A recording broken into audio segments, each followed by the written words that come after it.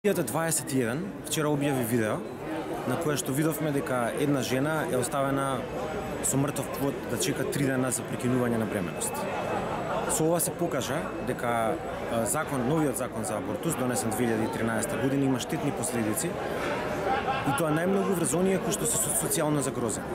Значи имаме жена која што е оставена да чека 3 дена, нејзиното здравје е загрозено, докторите го потврдуваат тоа.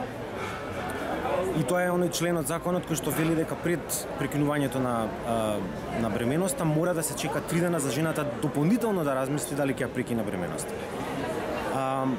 Ова се случува токму на 3 години од протестите кои што ги организиравме за укинување за неприфаќање на овој закон. Така што сега имаме и снимка, имаме изјава на жена која што кажува дека таа седи и чека со мртов плод во своето тело.